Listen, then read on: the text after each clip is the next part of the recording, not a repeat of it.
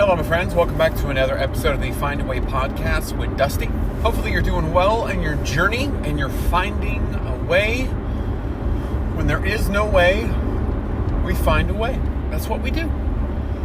When it seems like there's no way, we find a way. Thinking about that statement, the Find a Way podcast with Dusty. Like, we're talking about finding a way. There's so many slogans and things that you can put on a t-shirt, and amongst those things is find a way. And I think that's just such a statement to really deep dive into. And I don't think this is necessarily the theme of the episode, but I just want to pause and really talk about, find a way is a mentality of all the cards are stacked against you. Everything is going left, and you have to go right in order for you to get things right. And it just, like, I almost have that image of being stuck in a cave, and there's like a small opening for you to get out, and you just gotta wiggle and just fight for your life to get out. And some of us were just dealt that hand. It's almost like, you want to gripe, like, I hate the hand that I was dealt, but everyone is dealt a hand, for better or for worse. That's the hand that they were dealt. Living situations. My childhood and what happened. I put a video up recently, but as a child, I was abused. As a child, I experienced divorce. I experienced bullying. Like, I experienced these things that weren't directly within my control. Like, I couldn't control the things happening. And when I was young, I couldn't really control how I reacted. I coped.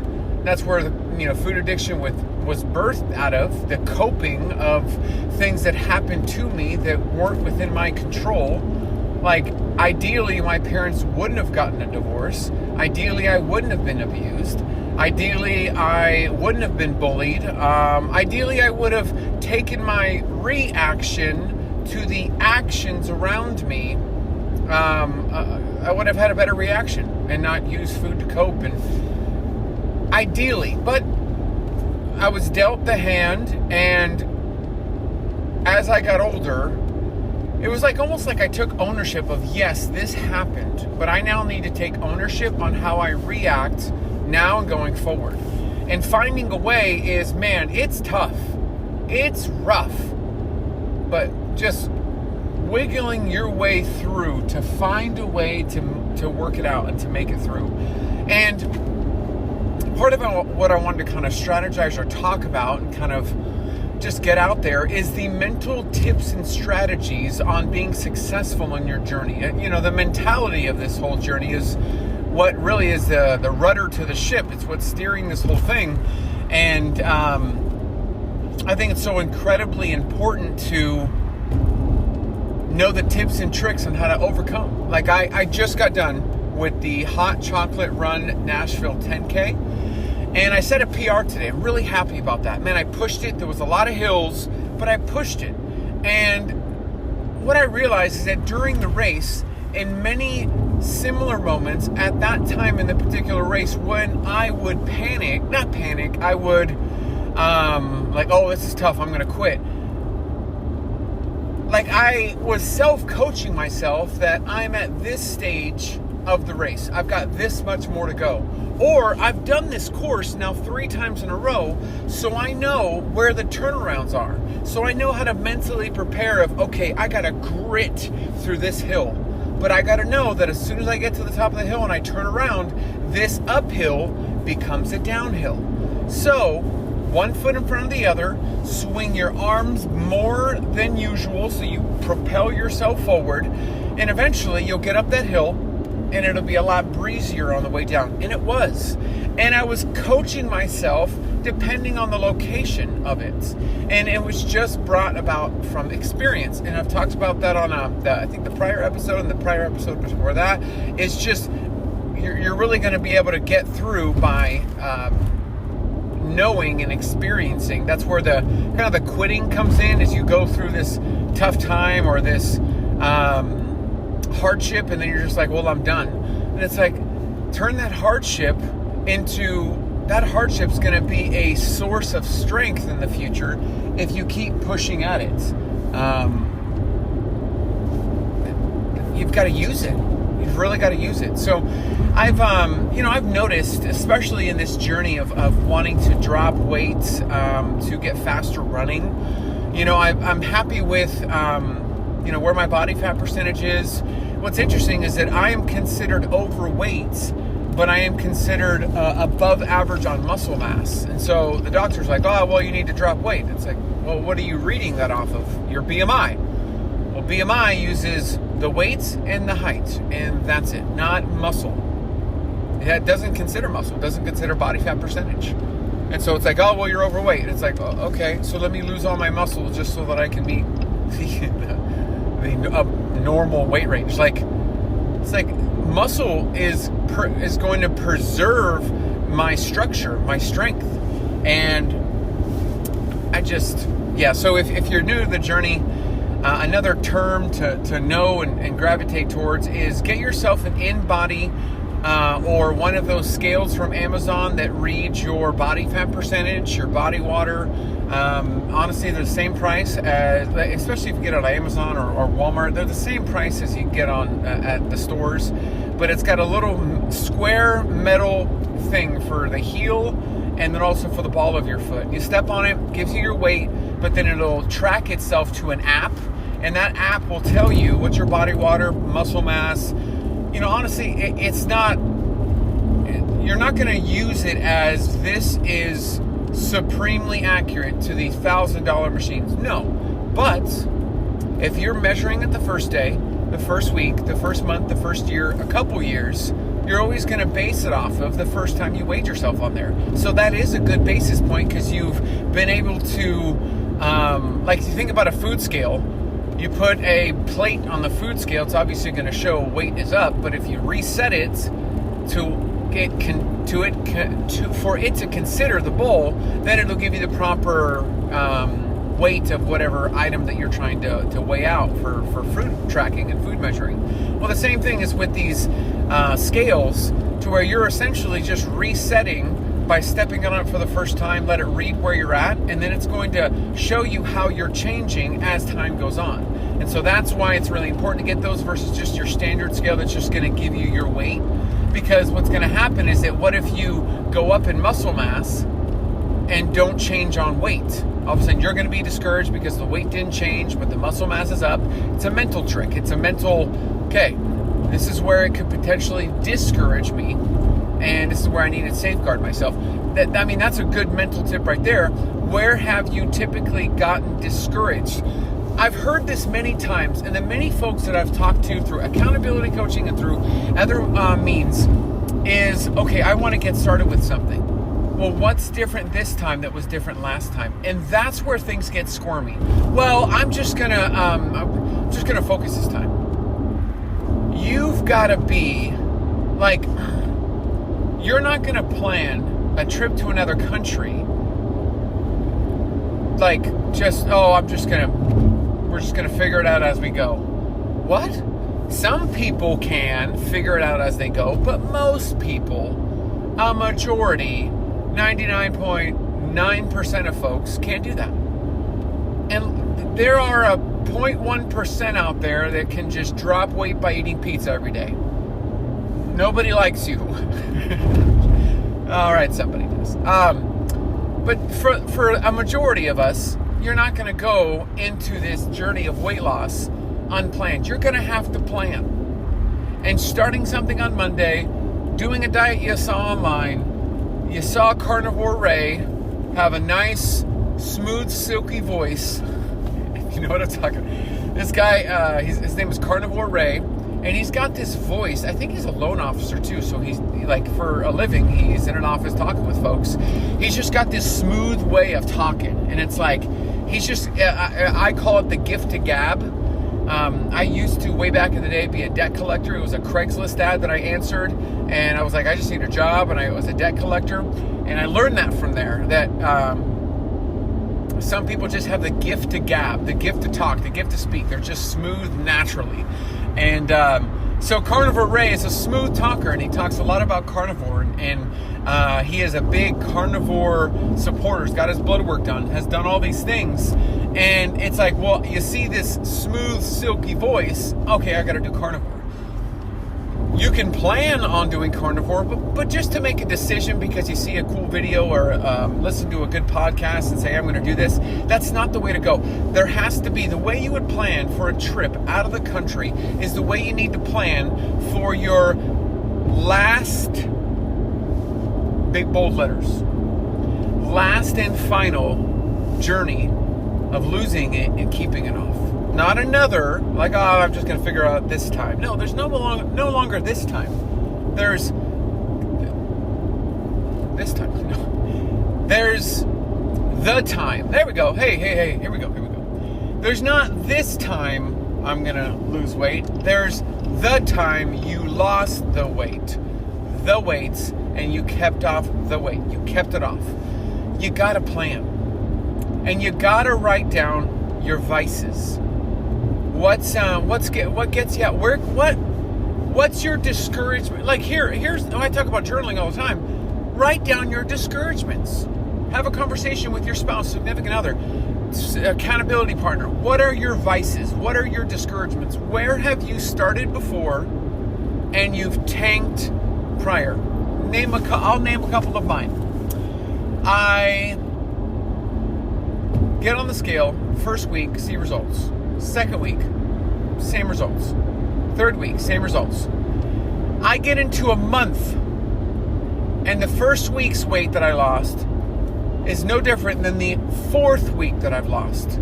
And so every time, I've been doing that. Literally, what I say is, I've been doing this for a month, and I've lost this. What's the point? And then I go and order some pizza, order some breadsticks, and I go to work. I'm discouraged. I binge. I emotionally eat. I cope with pain with food. I let it become a slippery slope. I start reasoning, rationalizing, oh, this, I'm still going to watch what I eat, but I'm not going to be super, hyper about it. Oh, okay, this sandwich, no, it's just one little sandwich. That sandwich is 1,200 calories. I'm going to take a couple bites here, a couple bites there. Okay, well, you're losing weight 1 pound a week is $1,750. You just had a sandwich is $1,200. And it took you 30 minutes to eat 1,200 calories. You've got 550 calories for the 18 more hours that you're going to be up. It's going to add up. You're going to exceed. I exceeded very quickly. And then I got up. And then I got up and got up. Then I gained 20. Lost 10, gained 30. Lost 15, gained 40. So how did I get to 534 pounds? It's a tricky one. It wasn't easy. It was tricky. It was artful. Oh, okay, I lost 75 pounds. Woo! Let me post it on social media, get a bunch of views and likes. Woo! I gained 95 back. But now, I lost 130 pounds. Share, like, oh my gosh, 130 pounds. I gained 150 back. And all of a sudden, I'm on this yo-yo. And I have YouTube videos, I have pictures, I have documentation all showing the fluctuations of weight. And it was because the vice of a month in, I'm doing all this for this. Okay, I go on vacation. There's a discouragement. I want to be free. I want to let loose, and I don't want the bindings of a diet or a healthy journey to restrict me on this. I'm just going to take this week. I took the week. It was a week, but it really was 2. And then I got back on, and I was like, okay. I just don't feel like it. I'm good. I'll watch what I eat. I'll be more mindful. I was mindful in gaining all the weight back plus some. And another vice, another discouragement. Life happens. Present day when my kids get sick. When it's winter, when it's a different state that has different seasons, that when you're typically outside, yeah, it's cold, but you're outside able to do things, and then you move to a state where you can't leave the house. You literally can't leave the house. It's icy out. Even if it's just not safe to travel. So all of a sudden you're stuck and you're like, I want to get out, but I can't. Like, it's discouragement. Easy way to say, oh my gosh, I'm really going through this rough time. I just want to sit, get under a blanket, eat a pint of ice cream, of ice. I'm discouraged. I got this feeling. I'm going to get into it. I do. Finding alternatives is really important, by the way. Nick's ice cream, as an example, has a cherry chocolate chip that's like 270 calories, which typically when you eat a pint, it's going to be 600 calories. So a real trick to this thing is finding alternatives that are similar, that you can enjoy, but that aren't as impactful when it comes to sugar, when it comes to whatever you're trying to watch. Say if you're trying to go low carb, finding low carb options. I found protein pretzels at Costco, and these things are good. Like, they didn't reach out to me wanting a partnership. I found them, tagged them, and they're like, hey, can we send you some free samples? Because we're really glad you tagged us in the story.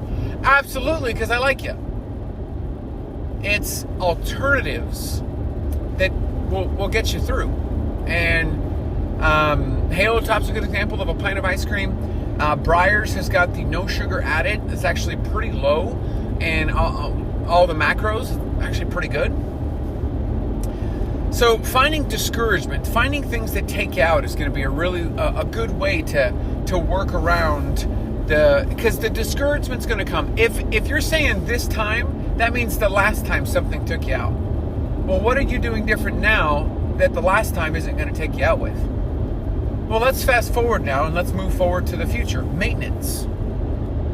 You've lost the weight. Now it's time to keep it off. This is where food has likely been replaced with something else. Food addiction just doesn't go away. It can. Therapy's really important. But oftentimes there's a transfer. So look at your shoe collection, look at your clothing collection, or look at your particular gym schedule to see where your addiction transferred to. Look at your credit card statement to see where your addiction transferred to. Addiction transfer is very real, and oftentimes it can be used to cope or reposition yourselves for success. I've always talked about mourning or dying to the old you, and it is very difficult to die to food because you need it to live, but you can die to buying when you come to the realization that you can't buy anymore, that your closet can't fit anymore, that you don't need these things, to where you sit in a clothing store and you're looking at clothes because you're just habitually addicted to being busy with something, and then you sit there in the middle of the clothing aisle and go, I don't need this. Why am I even looking? And then a part of you dies a little bit and realizes you're coping with a pain or a trauma with something that keeps you busy and you can't. And so you internalize this mourning or this death, but then out of anything that dies comes new birth or growth. And so you end up growing just a millimeter more that day because you realized what was happening. I mean, that's really, if we could talk about death to life, you think about what happens to a seed when it's put into the ground and the stress that it takes before life is brought forth. I mean, you think about all the things that, you look at a tree. I mean, I'm passing by a bunch of trees here on the highway, that all these trees are bare. All these trees look dead.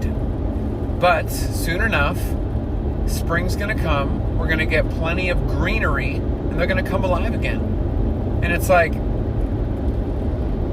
what if you go down a highway for 2 miles and look at all the barren trees? I mean, think about these as all monuments on your particular. I can consider all these dead trees monuments of a life that I used to live, a coping, an addiction that I used to have, and then I let die.